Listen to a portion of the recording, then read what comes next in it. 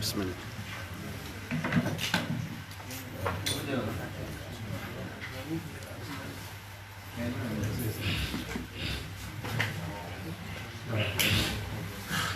بسم الله الرحمن الرحيم.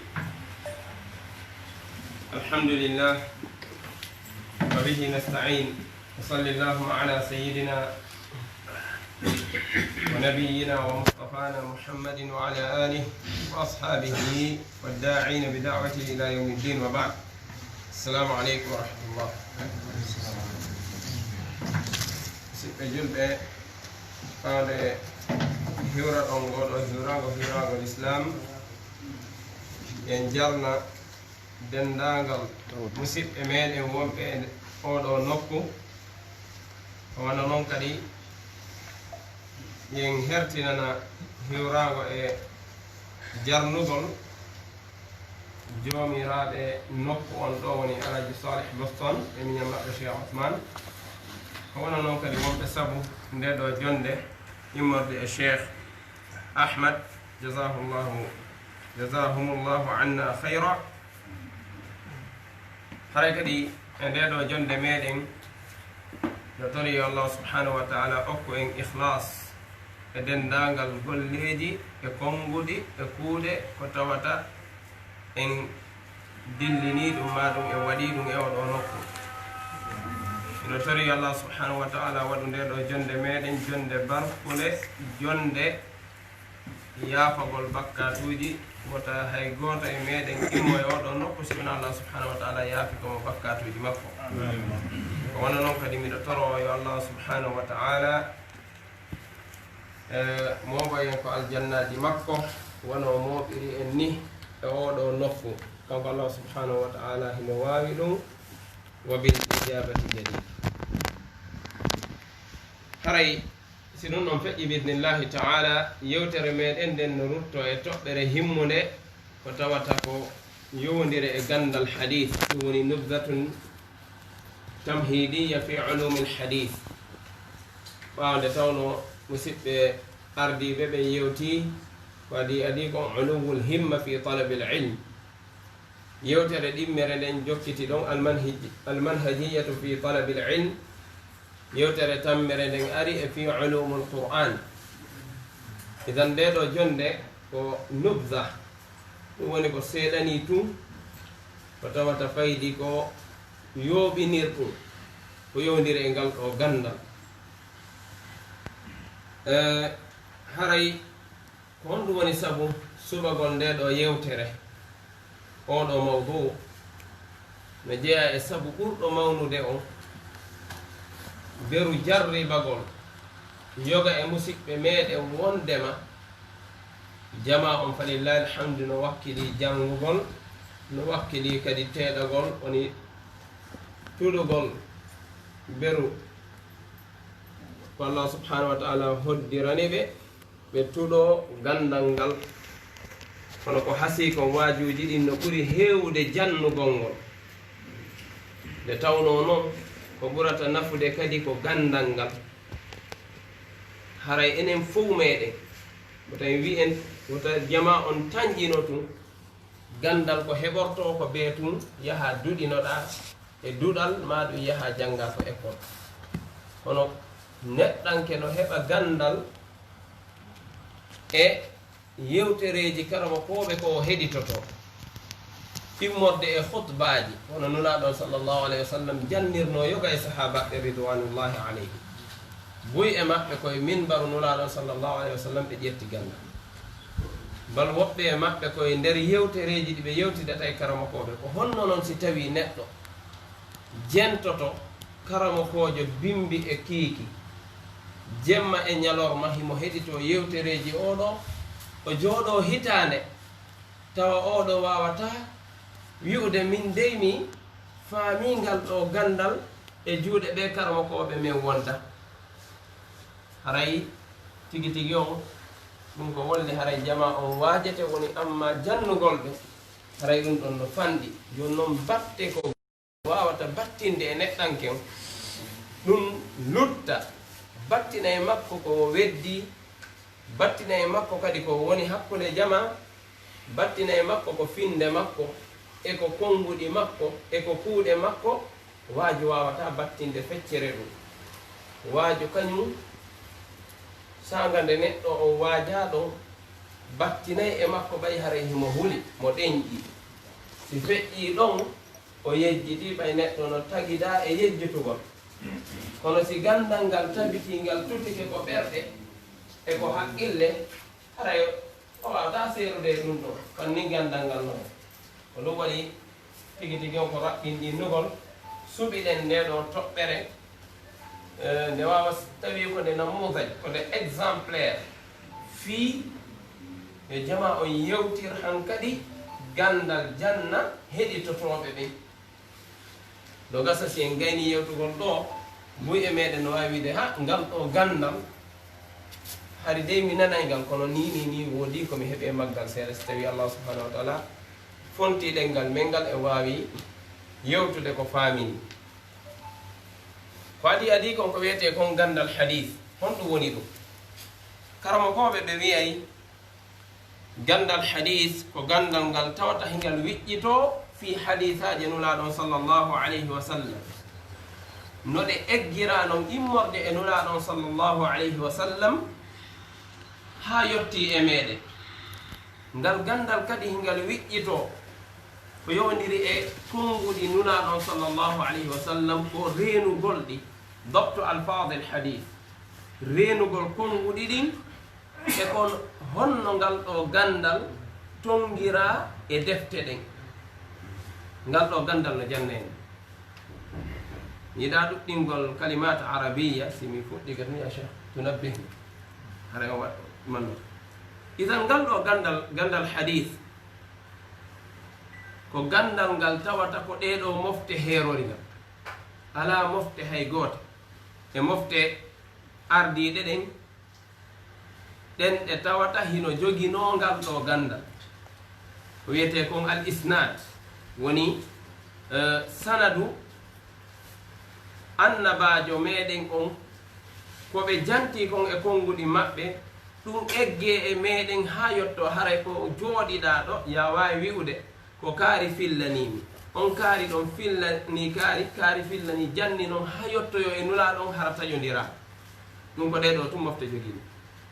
ko ɗum wiyete chaine de transmission si tawi ko noon haalirte en français ɗum ɗon ko ɗeɗo mofte heerori ɗum idan ngal ɗo gandal hadith ko hertinana ɗeɗo mofte ngal ɗo gandal ya ihwan hingal jogii noneji ɗiɗi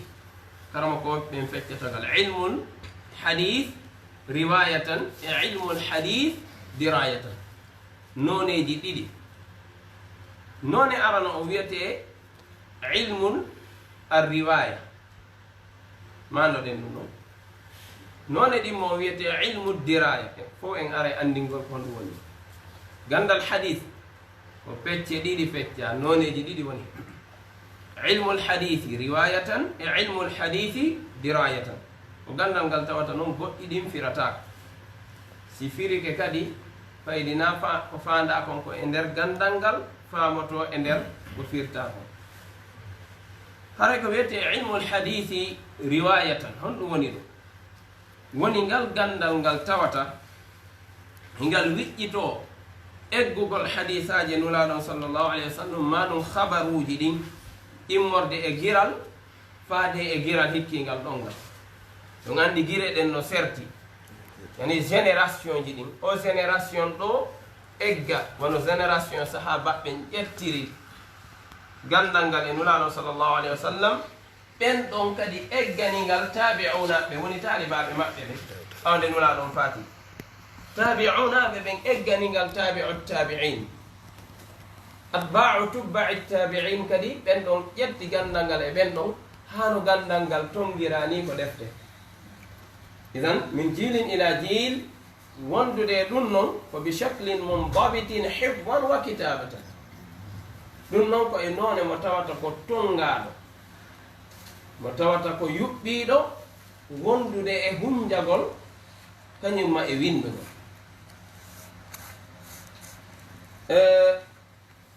ko ɗum waɗi e ngal ɗo gandal ilmul hadith riwayatan gandal hadith ko tawata ɗum ko fillanɗe ko filla kon hunjagol hadisaji ɗen hunjo sanadu majje o woni sende transmission on ɗum ɗo walli fanɗe bus no wallifa e muɗum no jeeya ɗe no ɗin noneji walli fanɗe ko wallifa e ngal ɗo gandal walli fanɗe hino wiye almasanid ɗum ko noone e walli fanɗe ko wallifa e ngal ɗo gandal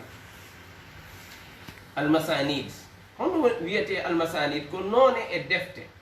e walli fanɗe ko wallifa e ngal ɗo gandal ɗen defte wiyeteɗe almasanid on noone ɗo ko defte ɗe tawata karamakojo walli fotoɗo hadisaji nulaɗon sallllahu alayhi wa sallam ɗo ko tuuginoto ko e sahabaɓe masalan so ari e abou hurayra o ƴettay dendagal hadis abou hurayra mo o hunji mo o eggaɗo ha ƴetti e makko o winda on ɗon e nder nokkure nden si o gayni abou hurayra o ƴetta sahabajo ɗimmo si o gayni on ɗon o ƴetta ɗimmo bimana sahabajo be hadisaji makko ɗen o hawtitay ɗe nokku gotum so feƴƴe sahabajo ɗimmo ko ɗeɗo wiyete almasanid tartibu almasanid ɗum fihi yani no e muɗum tartib hasaba hurufi lhijab woɓɓe ɓen ko alphabétisation arabe on alifun ba un ta un kala inde sahabajo wiyeteɗo masalan hara inde makko ko hamza fuɗɗori woni a masalan ahmad abou hurayra ko ni o jokkirta si o gayni e ɓen ɗon o ƴettoya fuɗɗoriɓe baaɓen o sogga ɓen ɗon si o gayni o ƴetta ta un o ƴetta ɓe tawata inɗe mum no fuɗɗori ta woɓɓe maɓɓe no hikkinirta no woni atiɓe natude e l'islam ɓe masalan yandi ko aboubacre siddiq ati natugol e l'islam o atoro abou hurayra honno aboubacre siddiq si o gayni o ƴettoya ɗon sahabajo go woɓɓe ɓen yani al asharatul mubashirina bil janna woɓɓe ɓen fuɗɗoro kadi yani hikkidira hadisa sahaba ɓen seno no ɓe hikkodiri noon e sengo darajaji ɗin al asharatul mubashirina bil janna woɓɓe ɓe hikkina ɗon ahdu badirin wa hakata no ɓe hikkodiri noon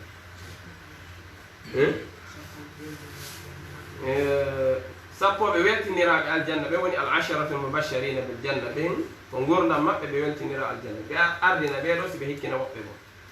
ko ɗen defte wiyete almasanid almasanid no jeeya e ko wallifa e a kutubul masanid fayidi defte wallifaɗe ɗen e kutubul masanid yo wawi wi'ude e o bange mo wiɗen ɗo o noone o noone e wallifande ɗo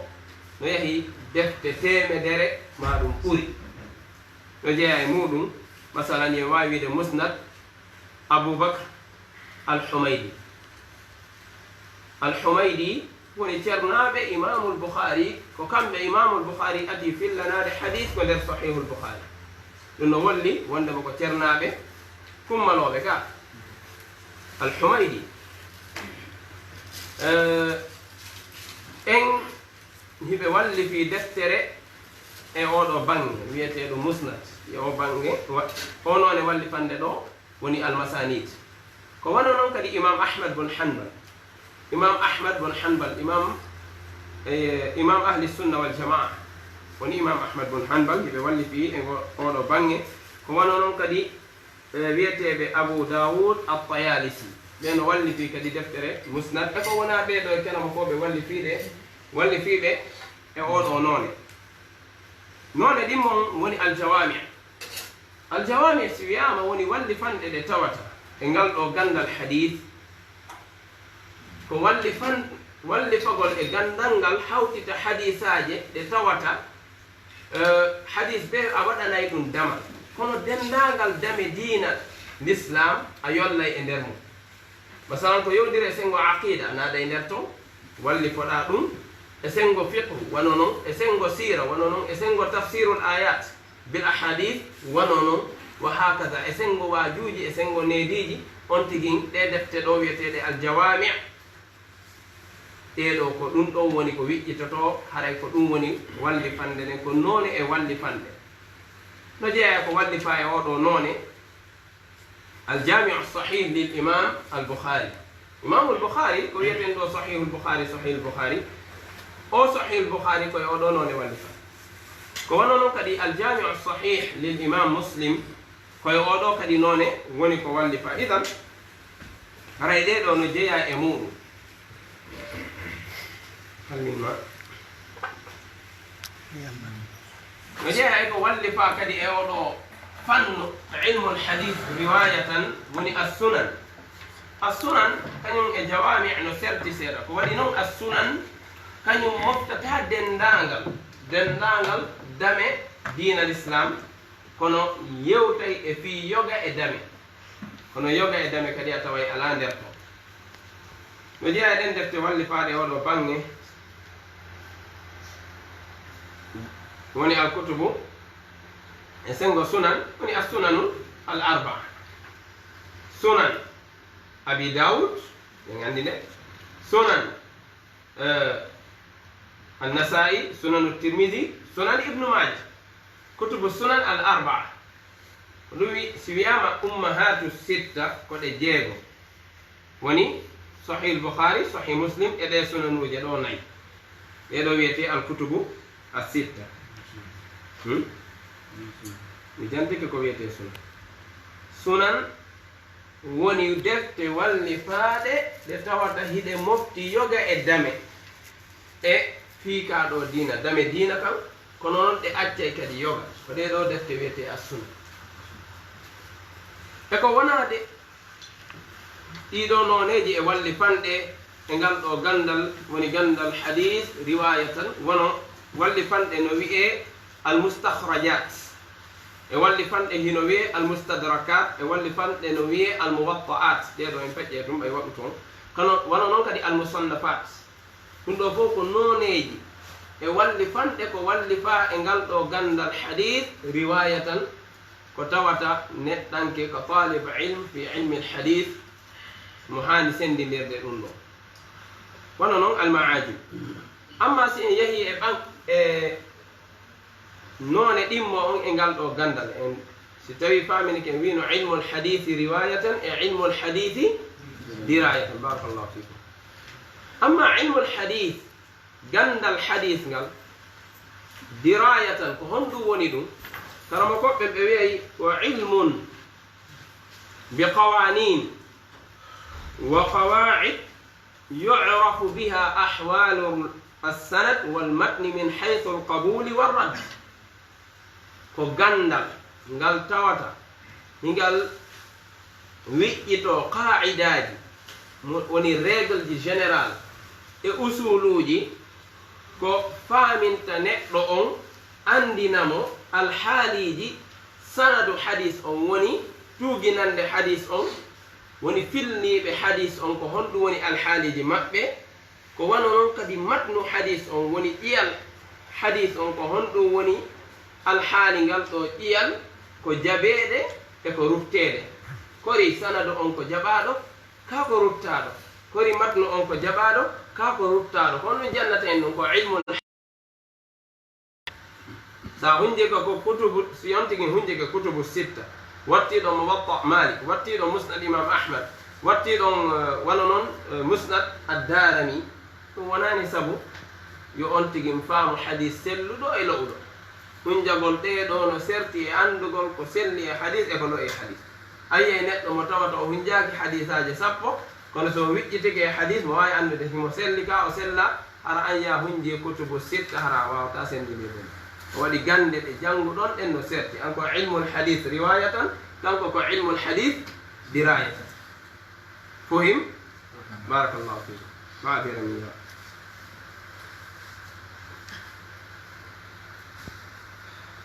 طيب قال له قلنا اليتين قلنا الحديث دراية هنا جوجي مباحثوجي هنا جوجي علومجي قال قلنا كو قند جو هنا إلي مقل سبو كان فايدي مسألة مقل به كو قند الهرتينغال ونبوري هونا دي قال له قلنا الحديث كلا مسألة فايدي منك جنگة علم الحديث فهم أجنجي فن من فنون علم الحديث كلا مسألة وعندي سيكو مثلا سيكو فقه كو غندل غوتل سن أريكو باب الطهارة باب الكتاب باب عفوا باب الطهارة باب الصلاة kitabu salat, kitabu hajj, kitabu zakat, kitab ɗum fof ko gandal gotal. amma ko ilmul hadith mi wiyaali on kitab at-tahara ko gandal gotal, kono son ari ko kitabu at-tahara so wi babul wudu haray ɗum ko gandal gotal, gandal immorde e gande ilmul hadith. son ari ko babu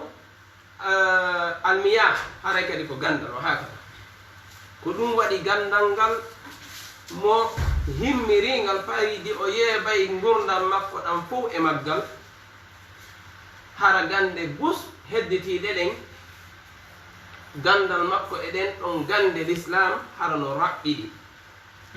maɗum hara lugga ha to si faminike. ko waɗi noon ilmul hadith dirayatan ko fannu mo tawata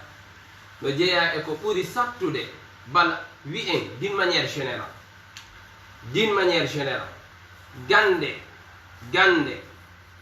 aduna ɗen arɓe ɗen ɗo e Allah subhanahu wa ta'ala nemini en ala gandal ɓurgal sattude gandal islam. ɗum be jama on faama ɗum kadi ko wano noon kadi e nder gande l'islam ɗen ala gandal ɓurgal sattude gandal hadith. ko hedditi kon fof ko ley wontirani ngal ɗo gandal hada ma'ruf. bal ko gandal hadith woni aslu ulumi sharia, aslu ulumi sharia ko gandal hadith. hay qur'an no eggira e meɗen on nani jama ɓen no wiiɗo ko ɓe on tigi yolla nder ton ko wiyete kon ilmul hadith. nam tayib wiɗen ngal gandal no jogii mabahisuji e ulumuji heewɗi ko woni e ley maggal, no jeeya e ɗen toɓɓe ɗon ɗe faalɗen ɓanginde ɗo wonaɗe fof, kono ko seeɗa e majje woni ngal gandal no jogiti ko wiyete ko ma'rifatul khabari wa aqsamihi min haythu at-tawaturi wal ahad wa min haythu ar-raf'i wal waqfi wal qat'i. ngal gandal hino wiƴƴito ko yondiri e sengo khabar hadisaji e khabaruji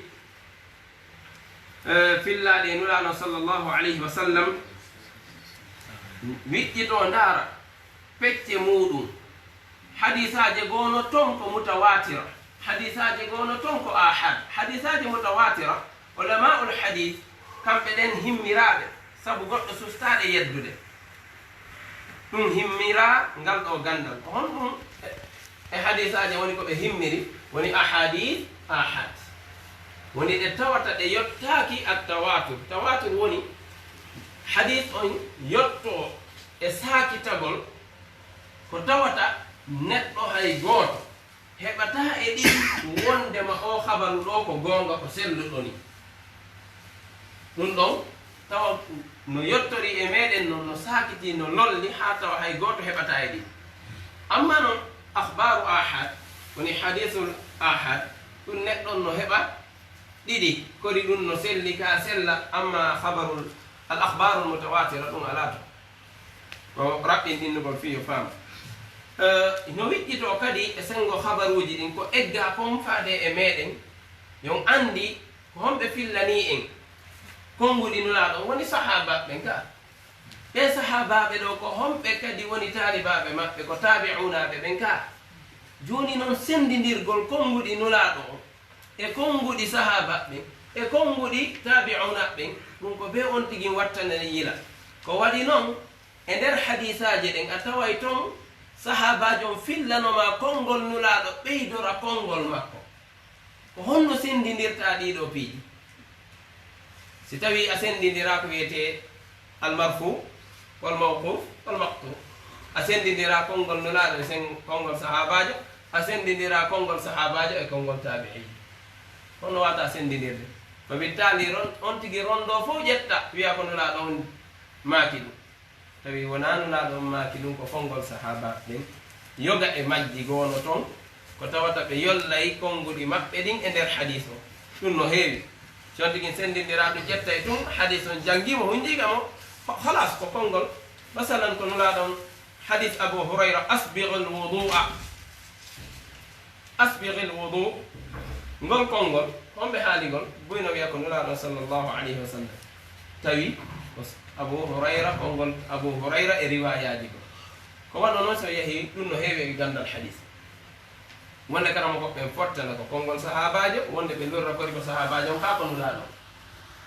siɓe lurri e ɗiɗo piiji ko hon ɗum jiccinta ɗum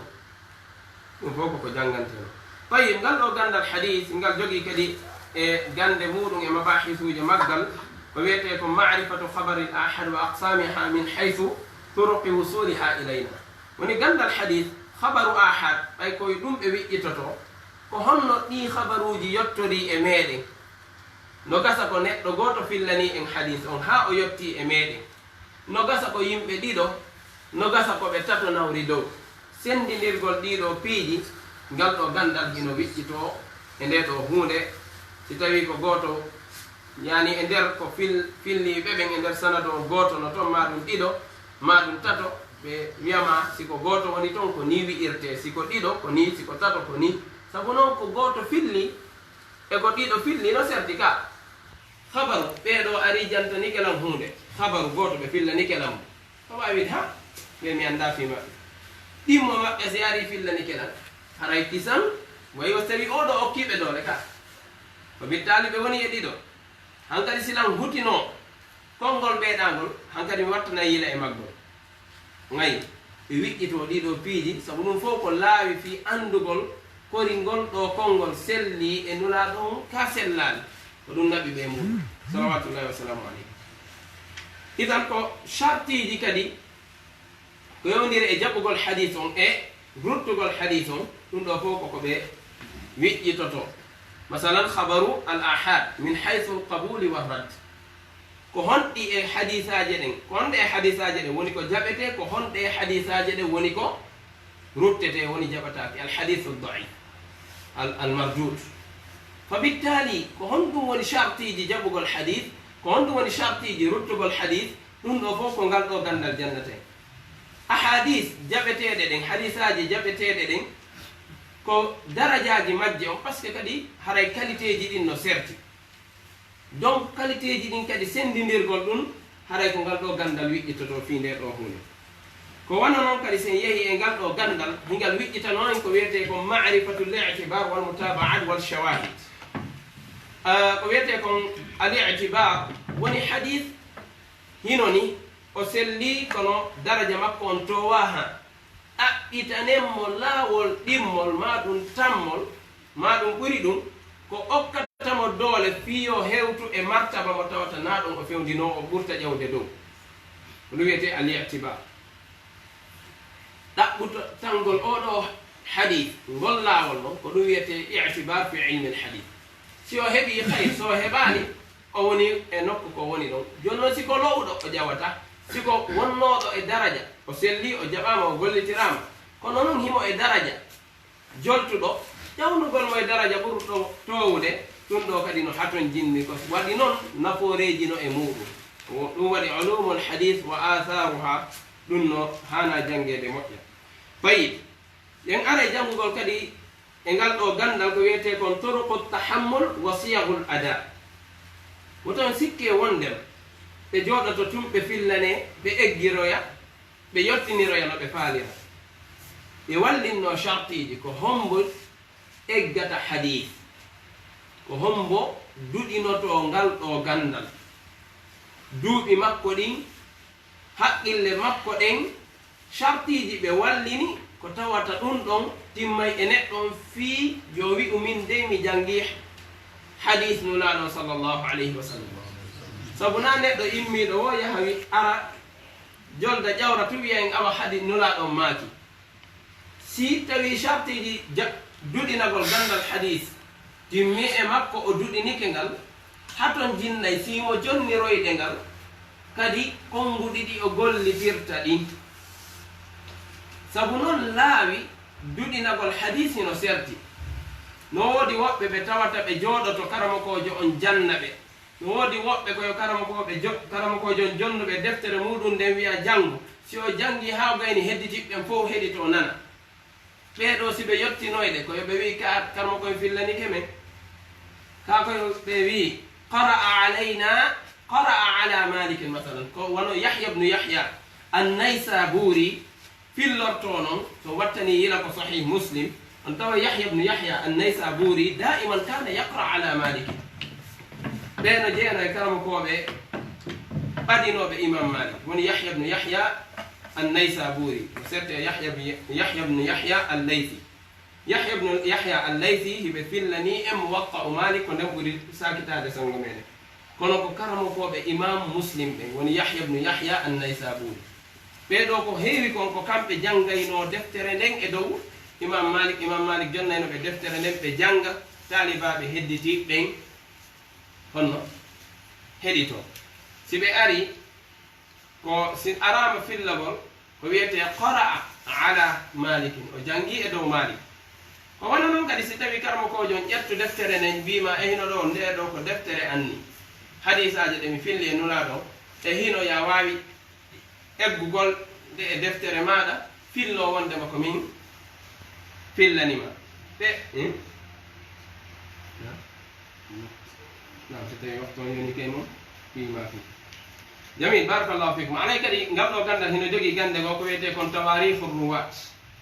wal wafayat andugol filliɓe hadis ɓen ɓe yimɓe filliɓe hadis ar ruwat tarihuji maɓɓe gurdam maɓɓe on dati maɓɓe jibina on dati maɓɓe faati ko andugol kadi catégorie ji maɓɓe ɗin ko honto ɓe seti ko hondi leydi e leydi ɓe yahuno voyage junor sabu kadi noon mo meeɗa arde dakar a meeɗa yaltude dakar on woni gambi o wi wondema a fillanike mo jaɓete konno fillorɗan téléphone ala hay fof ɗum no fof ɓe wiƴitatono goto honto honto ɓe setino immorde e leyde wa hakaza indeji maɓɓe ɗin e jammoje maɓɓe ɗen fof kadi koko wiƴƴitete neɗɗo goto harno jogui inde kono mo joguiti kadi jammoje go abou abdullah annaysaburi kaza kadi almisri ɗum fof no ara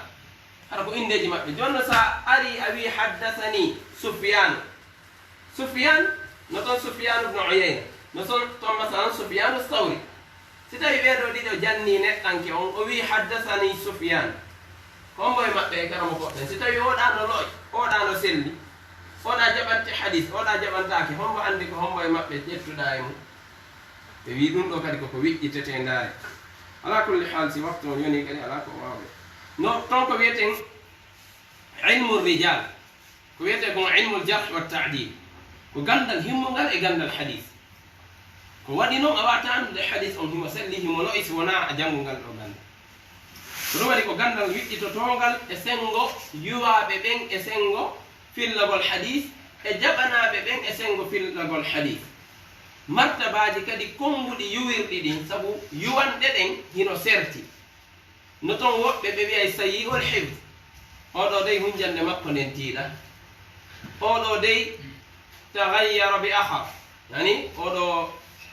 sakkitode makko o waylike yani hunjande makko nde fuutike mo o himo yahimo mo wowi faljude o jillidira hadisaji ɗen ko filloto ko ƴette juuɗe karamakojo makko kaarijo o fillano ɗum kaarijo o wiya koye kaarijo ƴetti wa hakaza hawada kathir ɗum no hewno fa bittali andugol woɓɓe maɓɓe no toon ko fefinotoɓe hadisaji nulaɗon ɓe fefino hadisaji konnguɗi ɓe damma ɗum e nulaɗon on tigi no hani sendidirde ɗum ɗo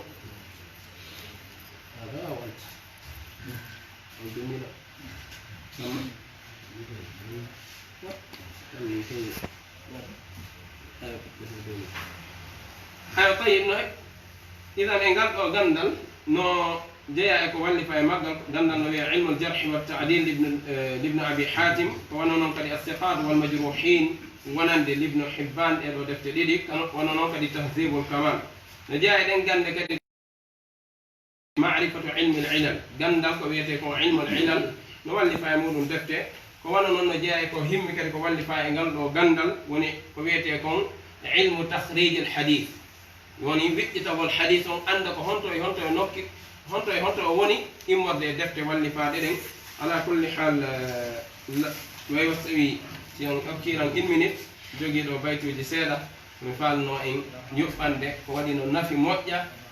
fii rentingol jama on gooto ɓe anda ko gaynata kon waɗa ɗum ko gaynata kon o jogito hoore makko ɓay noon médecin jo on ko médecin hoore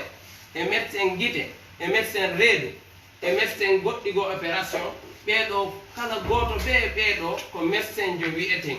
kono no wondude ɗum si tawi yitere ma no muusa ma ɗum no feɗɗa yata e on opéro o reedu o daranama piigite maɗa o noddatama kadi e fii ɗum so waɗi ɗum o sokoyte ka ɗum ɗo ko sengo piiji aduna yankoji ɗi fa bittali amma e gande diina kan kadi haray yen hani wattandeyna goto be ko gaynata go e ko jangani kon o jokka ɗum ɗon jama on fowto ko ɗum waɗi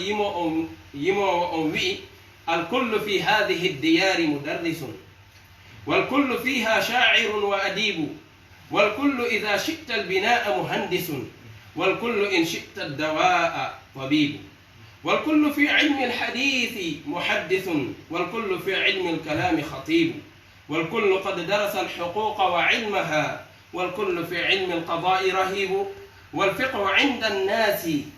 أمر هين فالكل يفتي دائما ويصيب ما عاد في هذه الديار تخصص هذا لعمري مخجل ومعيب لو كلنا علم الحدود لعقله ما عاث فينا جاهل وكذب شماكي وندر شاعر بن فيوندو فيوندي دين دو فو ونينو جالنو كوكو كرام ويدا وما فتو داو كرام kala mo yiɗa e meɗen ko yimowo ko jeliijo ko wawɗo haala yewtere fuu no wawi wondude e ɗum kadi sa faala mahude galle fuu wonta ingénieur jooɗo habboma si ko wana noon kadi si tawi a nawni fuu wonta e médecin jooɗo habboma ala wi o mi gaynata ɗum ni ko wana noon kadi ngu zamanu meɗen ngu wonɗen kala goto si no yewtede fi gandal hadith o wonay muhaddis spécialiste e fi gandal hadith ko wana noon kadi si arama fi konguɗi yewtere ayey neɗɗo o wiya min komi waɗowo khutbaji yewtowo yewtereji naniɗi ko wana noon kadi ɓe maaki wondema si ari e sengo ñawore haqqeji ɗin a taway goto ɓe no wona juge wiyalan jogui tribunal komin woni juge on ko tribunal mo ɓuri andude juge on ko hani ñawde ko wana noon kadi ɓe maaki wondema gandal fiqhu hakkude meɗen hande laatike ko hunde nde tawata fuu no faami fi mum ɗum no newi satta hay seeɗa gandal fiqhu salligima jundema hakaza aray tum mi waɗama fatawa mi jaaboma landal fuu jaaboto landal hande e fi dina ɓe maaki laataki hande hakkude meɗen ɗo e ngu zamanu neɗɗo mo tawata mo jogii tahassus gooto spécialiste e sengo fannu gooto balko généraliste ɗum woni o wi hada la amri mukhjilun wa muidu mi wondi e jooni ani la amri ko haala e ar wondema ɗum ɗo ko hunde hersininde ni hunde nde tawata kadi ko aybinede ko waɗi noon law kulluna alima alhududa li aqlihi har goto ɓe e meɗen jaɓuno andugol embere haqqille makko ɗen e embere gandal makko ngal ma aata fina jahilun wa kadubu wematano hakkude meɗen on neɗɗo majjaɗo ko wano noon kadi on neɗɗo mo tawata ko faljuɗo idan ɓeɗo wematano ko waɗi noon si o haton jinni e médecin so ari a ceerno miɗo nawni dey on wallay mo médecin jon hawala on jondatamo lekki o wiyatama ko ɗum ɗo nawni si o haton jinni e gandal hadis e fiqh on tindinaymo ɗum ko karama koɓe woni kono fof wuɗati ko joni ko karama koɓe idan haray miɗo tori musidɓe meɗen ɓen enen talibaɓe ɓen wattane yila e nde ɗo toɓɓere goto ɓe anda embere muɗum nden haaɗa ɗon yentori allah subhanahu wa taala famin en dina meɗen kam o ɓen ihlas e golleji meɗen ɗin